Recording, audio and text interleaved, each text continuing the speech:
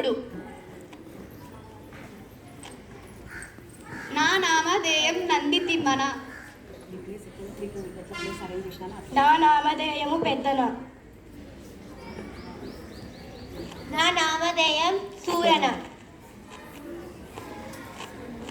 నా నామధేయం దుర్జటి. నా నామధేయం మాదయ గారి మల్లన.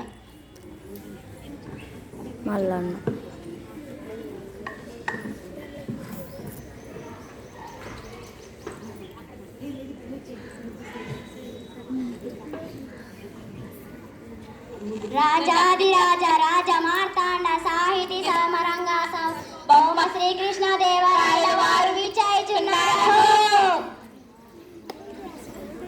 రాజాదిరాజ రాజ మార్తాండ సాహితీ సమరంగణ సర్వభౌమ శ్రీకృష్ణ దేవరాయల వారు విచయిచున్నారు.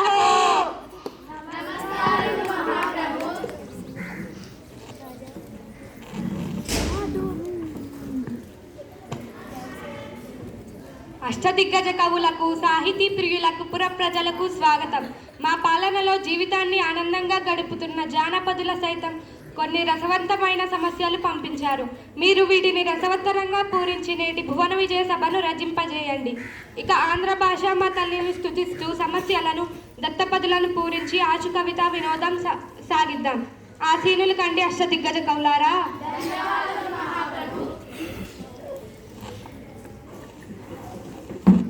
చిత్తం రాజేంద్ర, మీ కవిచంద్ర, మీతో నేటి భువన విజయం ప్రారంభించాలని నా ఆశ. మీ ఆలోచన నిజమే పెద్ద నామధ్య, కానీ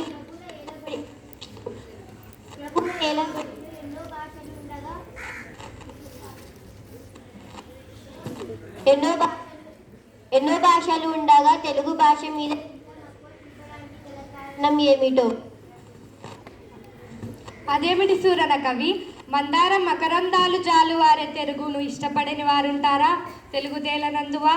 తెలుగుదేలయన్న దేశంబు తెలుగేను, తెలుగు వల్ల భుండు తెలుగు కండ, ఎల్ల నృపులు గొలువ నెరుగవే బాసాడి, దేశ భాషలందు తెలుగు లెస్స, దేశ భాషలందు తెలుగు లెస్స.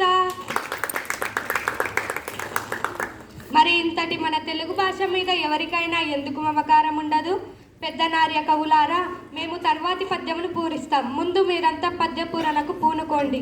చిత్తం ప్రభు, మీ అభిప్రాయమే శిరోధార్యం. పెద్ద నార్య, నీ పద్య పూరణకు సమస్య ఇదిగో. అగ్రజానుజులై రనుజాగ్రజులుగా, అగ్రజానుజులై రనుజాగ్రజులుగా. ఏమి సమస్య? అన్నదమ్ములు తమ్ముడన్నలయ్యారు ప్రభు. నా పూరణ ఇదిగో. పుష్యమిన్ భరతాఖ్యుడు పుట్టినాడు, మోనసి లక్ష్మణ డాశ్లేష పుట్టినాడు, భరత లక్ష్మణ క్రమమిది అరసి చూడా, నగ్రజానుజులై రనుజాగ్రజులుగా, నగ్రజానుజులై రనుజాగ్రజులుగా. ముందు జన్మించినది పెద్దవాడు భరతుడు, తరువాత పుట్టినది లక్ష్మణుడు. కానీ లోక వ్యవహారంలో రామ లక్ష్మణ భరత శత్రుఘ్నులు అని ఉంటుంది. కరినెత్తుకపోయి ఎలుక కలుగునదినియన్, కరినెత్తుకపోయి ఎలుక కలుగునదినియన్. దీనిని అర్థవంతంగా పూరించండి భట్టుమూర్తి గారు. పల్లె ప్రజలకు సుపరిచితమైన చక్కని సమస్య ఇచ్చారు మహారాజా. కరులు, చిలుకలెద్దులు శర్కరతోను నరించి యాడ్చ, కడబెట్టెడు చోగరి మరచె వర్తకుండా, కరినెత్తుకపోయి ఎలుక గలుగునదినియన్, కరినెత్తుకపోయి ఎలుక గలుగునదినియన్. ఆహా, ఎంత అద్భుత పూరణ! ఎలుక ఏనుగును ఎత్తుకొని పోగలదా? ఆ ఏనుగు రంధ్రంలో పట్టునా? ఏనుగులు, చిలుకలు, ఎద్దులు మొదలైనవన్నీ చక్కెరతో చేసిన బొమ్మలు. వ్యాపారి వాటిని పగలంతా అమ్మాడు.